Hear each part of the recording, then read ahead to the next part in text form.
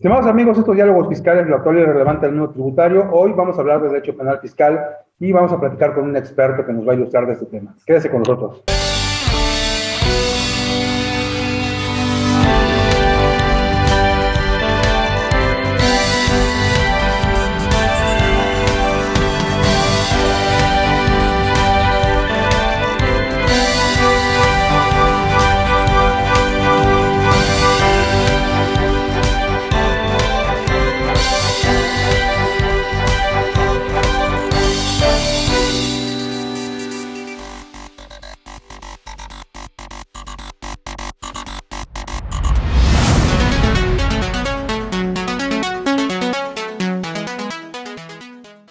¿Qué tal, estimados amigos? Como platicamos en la introducción de este programa, hoy vamos a platicar de delitos fiscales.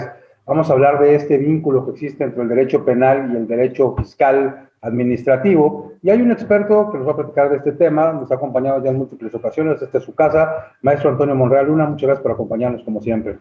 Muchas gracias, doctor Jaime, un gusto de recibir esta invitación.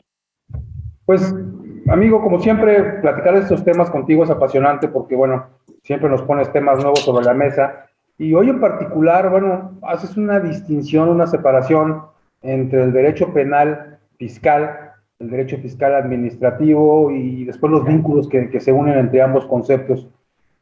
¿Cómo quieres que empecemos? Vamos a platicar de derecho penal, fiscal y bueno, pues en principio tendríamos que hablar de este derecho sancionador que hoy con un Estado con ciertas características particulares nos hace temer a quienes tenemos vínculos con el fisco, temer y en muchos de los casos sin que haya siquiera un antecedente que tuviera que preocuparnos, pero bueno, ya nos platicarás del tema.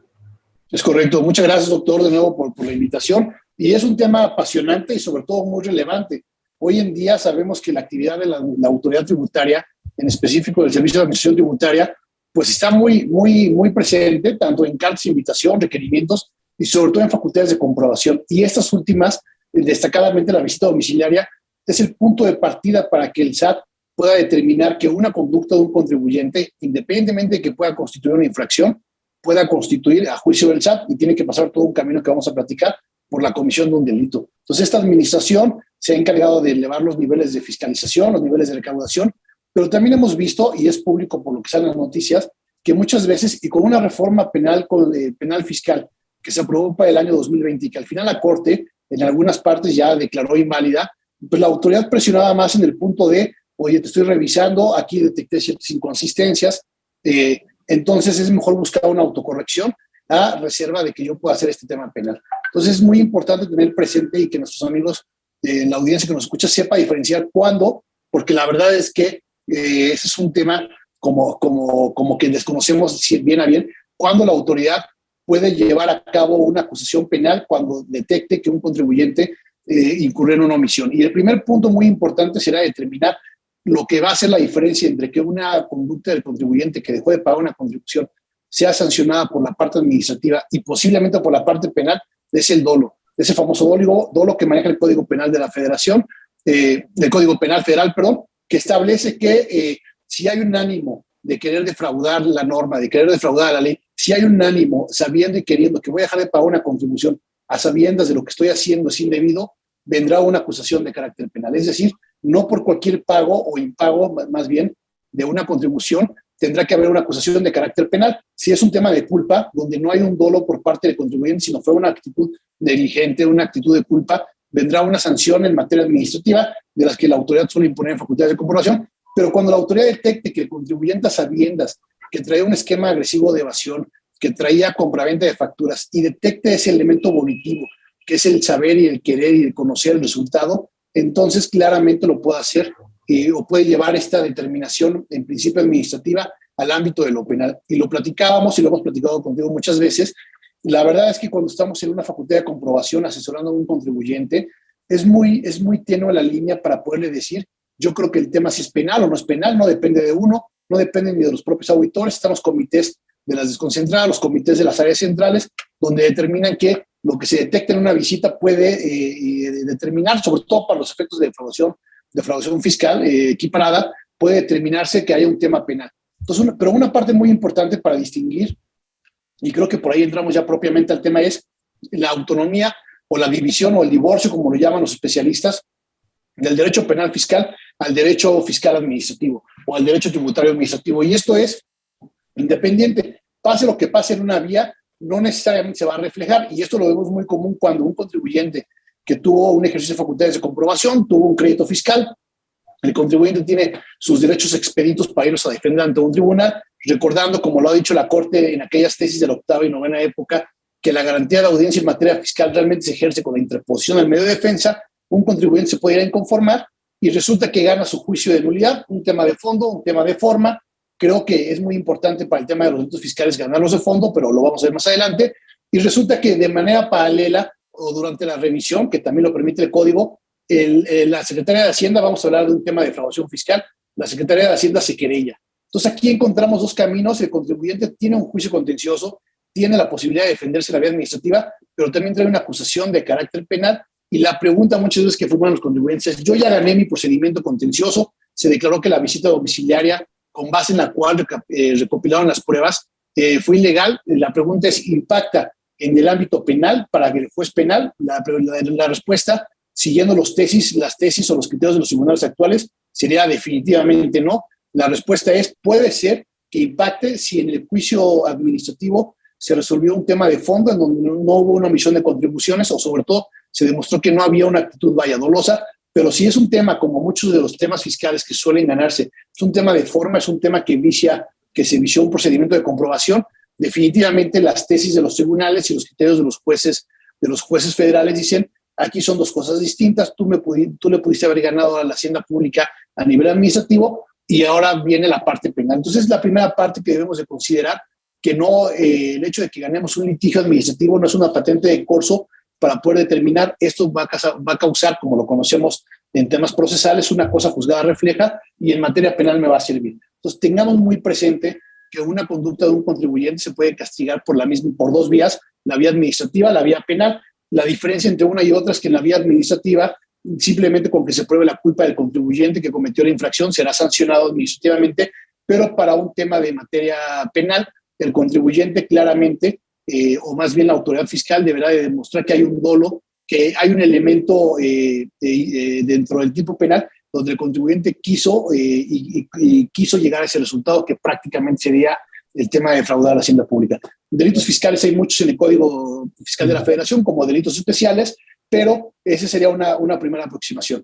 Ya nos diste la guía para 10 programas, pero creo que hoy vamos a tener que cerrarnos a unos cuantos temas de estos. Si te parece, vamos a hacer un corte para abundar respecto a estos temas.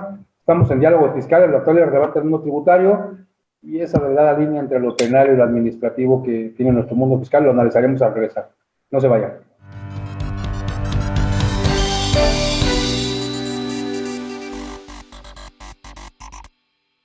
Hola, ¿cómo están? Buenas noches. Hola amigos, bienvenidos a Desarrollo Humano. Soy Gaby Solé. Amigos, qué gusto que nos acompañen, como siempre. Bueno, ya estamos aquí en Don Bienvenido a Dinero. Economía de Frente. En esta Amigos, ocasión bienvenidos a una tendremos emisión más de su programa En Derecho. Bienvenido. Este es tu programa Factor Capital Humano. ¿Qué tal? Bienvenido a esta primera emisión. IDC también está en la televisión. La construcción está muy lejos de recuperar su... La gran aporte existía desde el Fondo Monetario Internacional. No te pierdas nuestra programación cubriendo temas como política, economía, corporativo, comercio exterior y temas de actualidad. Disfruta de la transmisión a través del canal 76 de Easy TV o a través del canal 168 en Total Play. También puedes vernos a través de las páginas de IDC de Facebook y YouTube. IDC TV. Sintonízanos de lunes a viernes.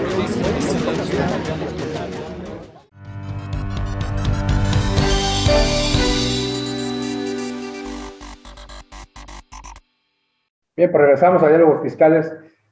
Toño, tocaste muchos temas, pero hay algunos que sí suelen tener efectos en los contribuyentes, el vínculo de la parte administrativa, el adeudo con la parte penal, y luego esa sensación que a veces pudiera quedar en un contribuyente, que si a uno que está en este ámbito no le parece lógico, al contribuyente menos. Llega una revisión, hacen una auditoría, por vicios de procedimiento, por vicios de lo que tú quieras, logramos vencer a la autoridad o incluso temas de fondo, pero aún así el procedimiento penal es un procedimiento independiente que pudiera evolucionar y que pudiera generarnos algún tipo de sanción en ese ámbito del derecho sancionador. Y entonces, eso por un lado. Y por otro lado, pudiera ser incluso que al momento de terminar mi crédito fiscal, tanto por la vía administrativa como por la vía penal, sea yo vencido. Y por ahí se habla mucho del non bis in idem. Me pueden sancionar 2 veces, me pueden querer cobrar y además sancionar penalmente por una infracción de orden fiscal, por un delito de orden fiscal. Claro, y qué buen punto comentas, doctor. La respuesta yo te diría, de pronto no, pues una misma conducta me la están sancionando por 2 vías, pero lo que han dicho los tribunales sin compartirlo, que no hay violación a la 23 de la Constitución por este principio que comentabas, porque son 2 vías diferentes, la administrativa y la penal, y cada una lleva su procedimiento y cada una lleva su sanción. Y déjenme ponerlo de manera más clara para que podamos entender por qué este divorcio, que si bien no está en la Constitución, por ejemplo, en materia de responsabilidad de servidores públicos, que sí prevé expresamente la Constitución, dice que una conducta de un servidor público del Estado puede ser sancionado en la vía administrativa y en la vía penal, y de ahí se han tomado ciertas teorías para llevar al ámbito del derecho penal fiscal, es decir, hay una misma conducta del contribuyente y es lógico y es válido y hasta constitucionalmente válido, dicen, que una misma conducta sea sancionada por la vía administrativa y por la vía penal. Yo pensaría técnicamente y en un tema meramente académico, doctrinario, que sí se está sancionando 2 veces por la misma conducta y hay una clara violación al 23 de la Constitución, pero definitivamente los tribunales no lo han pensado así, y el mejor ejemplo que tenemos para sustentar la teoría de las autoridades de donde no hay violación a este principio de no bis in idem es exactamente el tema de la responsabilidad del servidor público, que dice la Constitución, me parece que en el 109 de la Constitución fue reformado, permite sancionar a un servidor público por las 2 vías y eso le da la pauta de que sea un tema constitucional. Pero es un tema entonces muy importante, y yo les decía, no es por mucho una patente de corso tener la sentencia de un juicio administrativo e irnos a un ámbito penal. Han cambiado yo creo que los criterios son emitidos bajo el viejo sistema penal y también bajo la concepción de que no estaba tan vigente la reforma de derechos humanos. Pero ahora pensemos que hay pruebas que se recopilan en una visita domiciliaria y esta visita domiciliaria es declarada nula por un tribunal administrativo. Yo no sé si bajo el concepto de la prueba ilícita que maneja el Código Nacional de Procedimientos Penales y bajo el esquema garantista del nuevo sistema penal acusatorio, estos criterios tendrán que permear, porque independientemente que en la parte administrativa no se haya demostrado una omisión, que no hay una omisión o una conducta que el contribuyente sabía claramente que estaba actuando de manera indebida, de todas maneras son pruebas, son documentales que deberían de considerarse que están viciadas para sustentar un procedimiento penal. Pero creo que ahora con el nuevo sistema penal acusatorio, bajo el tema de la prueba ilícita y bajo la reforma constitucional de derechos humanos desde el 2011, que ya tiene prácticamente más de 10 años, podrían replantearse los criterios. Pero al día de hoy, y siguiendo esa parte, y yo lo he detectado mucho, de los servidores públicos en donde la Constitución permite 2 sanciones por la misma vía, pues es a lo que han llegado los tribunales por esa parte.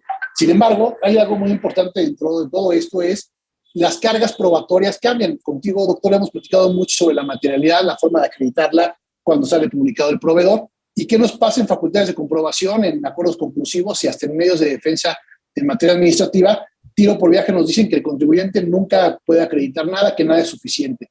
Pero aquí es importante cómo cambia la carga probatoria. Hay que recordar que la primera sala de la Corte ha establecido que en facultades de comprobación no hay presunción de inocencia. Se ha referido al 42 de Código, al 49 de Código, al 56 de la Ley Aduanera, pero lo interesante es que si bien nosotros en materia, digamos, administrativa tenemos toda la carga de probar lo que el SAT nos dice y debemos de destruir la presunción de legalidad que está ahí investido el acto de autoridad en el 68 Código Fiscal de la Federación conforme a este artículo, en materia penal las cosas cambian y ahora es el Estado es el que debe de probar que el contribuyente tuvo las ganas o tuvo la voluntad, quiso y entendió las consecuencias. Entonces, no quiere decir con esto que los delitos fiscales, la Secretaría de Hacienda no tenga un buen rating. Déjame darles nada más un número a ti, doctor, y a la audiencia.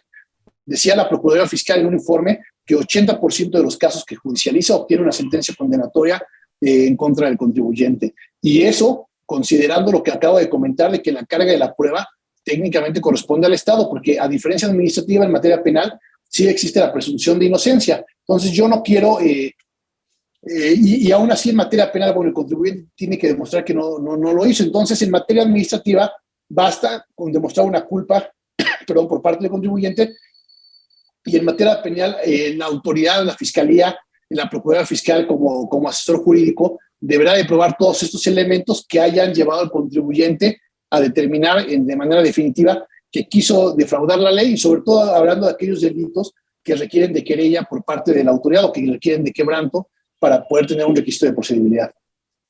Sí, que particularmente los fiscales están en ese supuesto, ¿no? Hay un quebranto, hay la posibilidad de que la Secretaría de Hacienda se querelle, pero ¿qué tanto entonces están inmersos o están entrelazados el procedimiento administrativo como base para iniciar un procedimiento penal? Decías, la conducta y el saber el resultado y querer el resultado son fundamentales para que un evento de orden fiscal salte al ámbito de lo penal. ¿Cómo se vincula entonces? ¿Cómo determina el SAT, cómo determina después el Ministerio Público que hay un delito que perseguir y que hubo la voluntad del contribuyente de defraudar al erario?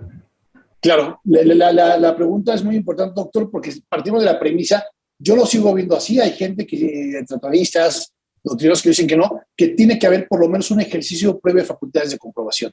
El 42 del Código Fiscal, que prevé las facultades de comprobación, si bien por ahí del año 2016, con motivo de la entrada en vigor del sistema penal acusatorio, se derogó la fracción octava que se refería a la investigación de delitos fiscales, el encabezado del primer párrafo del 42 dice que también las facultades se ejercerán para la investigación de delitos fiscales. Ya han dicho los tribunales que la autoridad fiscal no es policía y Ministerio Público, pero que las facultades de comprobación sirven para llegarse de elementos. Bajo ese entendido y lo que marca el 92 del Código, de que también que en cualquier etapa del procedimiento puede presentarse una querella, nos lleva a pensar que por lo menos lo que tiene que hacer la autoridad para presentar una querella o un quebranto, una declaratoria de quebranto para poder sancionar, es que tiene que haber facultades de comprobación. A mí se me haría, más allá de un tema legal, un tema de lógica, o no se me haría lógico cómo una autoridad, si no ha revisado al contribuyente, puede determinar que ha tenido la voluntad, sobre todo en la parte penal, de defraudar al fisco. Tiene que constatar la contabilidad y todo esto dentro del marco del sexto del Código Fiscal.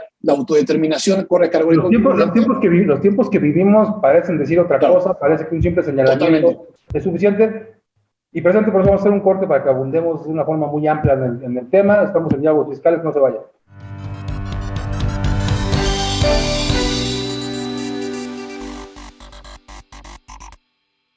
Hola, ¿cómo están? Buenas noches. Hola amigos, bienvenidos a Desarrollo Humano. Soy Gaby Soule. Amigos, qué gusto que nos acompañen, como siempre. Bueno, ya estamos aquí en bienvenido a Economía de Frente. En esta Amigos, bienvenidos a una emisión más de su programa En Derecho. Bienvenido. Este es tu programa Factor Capital Humano. ¿Qué tal? Bienvenido a esta primera emisión. IDC también está en la televisión. La construcción está muy lejos de recuperar sus... La carta por ti existía desde hace El Fondo Monetario Internacional. No te pierdas nuestra programación cubriendo temas como política, economía, corporativo, comercio exterior y temas de actualidad. Disfruta de la transmisión a través del canal 76 de Easy TV o a través del canal 168 en Total Play. También puedes vernos a través de las páginas de IDC, de Facebook y YouTube. IDC TV. Sintonízanos de lunes a viernes.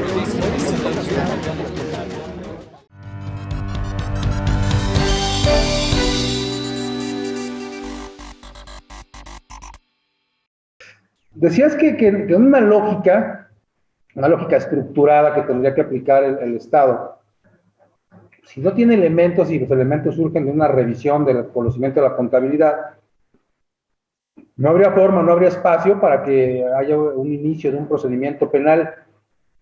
Pero es así en la práctica, o sea, esa lógica es práctica.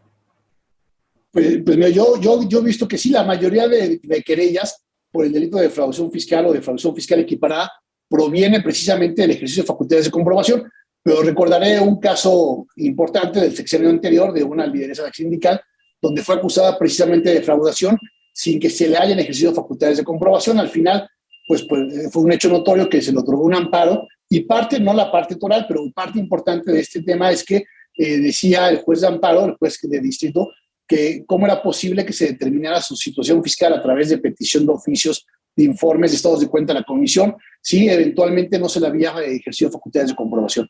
Como tal, no se marcó, recuerdan aquella ejecutoria como requisito, no requisito de procedibilidad, como requisito indispensable el ejercicio de facultades previo en el ámbito administrativo para sustentar una querella de carácter penal, pero la lógica era decir, no puedes tú determinar definitivamente que hay un posible delito si no revises al contribuyente y eventualmente le da la oportunidad de defenderse. Hay una jurisprudencia del año 2000 de la Corte donde dice que cuando se abran facultades, inmediata o prácticamente se podría querellarse la Secretaría de Hacienda sin darle la oportunidad al visitado de que se pronuncie al respecto, pero sí estamos dentro del matiz de que se tienen que abrir facultades. Entonces, bajo este punto, y en esos delitos que son los más comunes, claramente tendrá que haber un ejercicio de facultades, y si me apuras, doctor, yo creo que la visita domiciliaria es el mejor elemento, porque una revisión de gabinete o una electrónica no es tan profunda para que la autoridad pueda detectar realmente un tema. ¿Y de qué depende que una vez que se aperturó el ejercicio de facultades, de qué depende que se vaya a un tema penal? Bueno, pues internamente, sin estar adentro,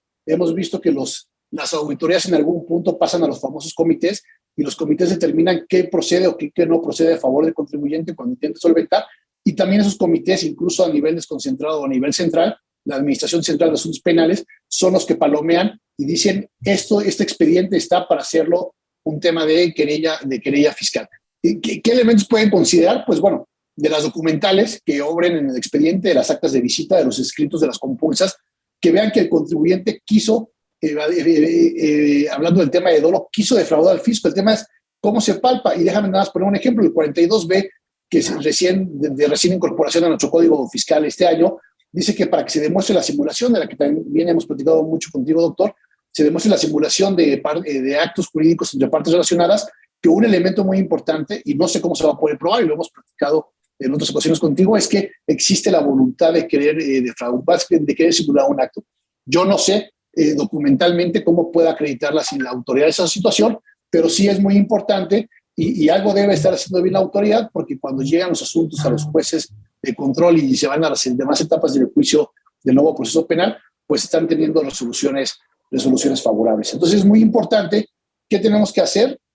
Consejos muy importantes, destacadamente atender correctamente una visita domiciliaria para que, independientemente de lo que encuentre la autoridad, no dejar que todo se consienta para efectos de la visita y que ese consentimiento por un no pronunciamiento por parte del contribuyente se vaya al ámbito penal. Y lo hemos platicado mucho, doctor, el contribuyente, el contador y el abogado deben estar de la mano para ir llevando de la mano a la autoridad y decirle que primero no hay un tema de infracción a la norma, no hay un tema de dejar de pagar contribuciones, y si las hay, pues dejarlo en el ámbito administrativo y no llevarlo al ámbito penal. Sin embargo, voy completando con esos puntos, hay otros delitos, por ejemplo, es muy amplio, como tú dirías, podríamos platicar en alguna otra ocasión, los del 113 bis, que es la compraventa de facturas, que esos no requieren de una querella por parte del SAT para la Procuraduría Fiscal, bueno, y de la Procuraduría Fiscal para la Fiscalía y la Fiscalía para el juez de control. Simple y sencillamente el SAT, cuando detecta que una empresa está enajenando, está expidiendo comprobantes que amparan operaciones inexistentes, basta con una sola denuncia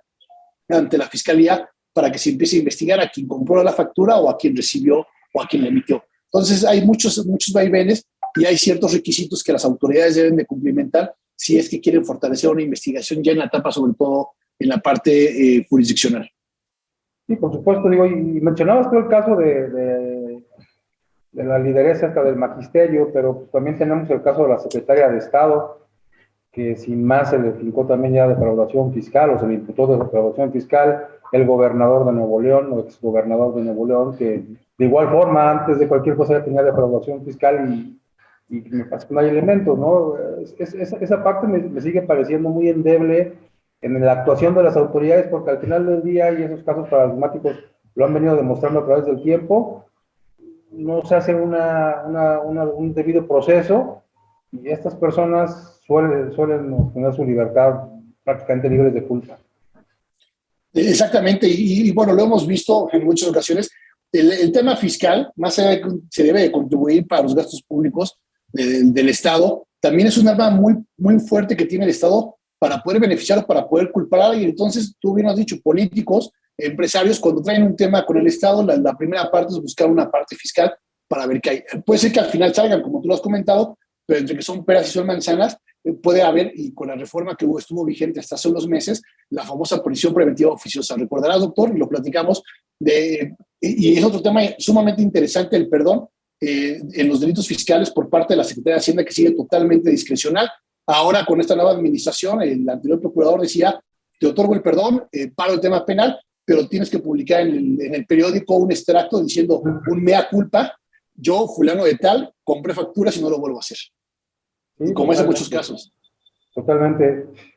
Digo, este ámbito es muy amplio, este ámbito por su discrecionalidad da para pensar mal de muchas actuaciones, pero si esto se perfeccionara, si esto tuviera un buen cauce, ¿qué recomendaciones le darías tú al contribuyente, entendiendo que, bueno, hay veces que se actúa de forma personal y hay veces que se actúa con base al derecho? ¿Qué recomendarías tú a los contribuyentes para evitar estar en estas circunstancias?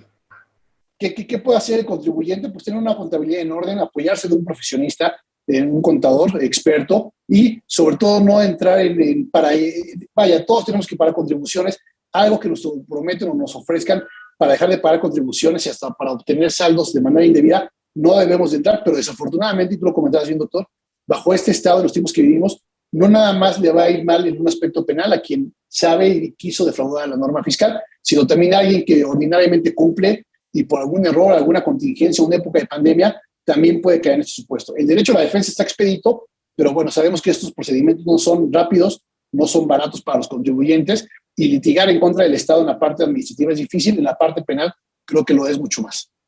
Totalmente. Toño, pues como siempre, agradecerte que nos hayas acompañado y al público de Diálogos Fiscales, invitarlos a que la próxima semana en este mismo canal nos acompañen. Hasta la próxima.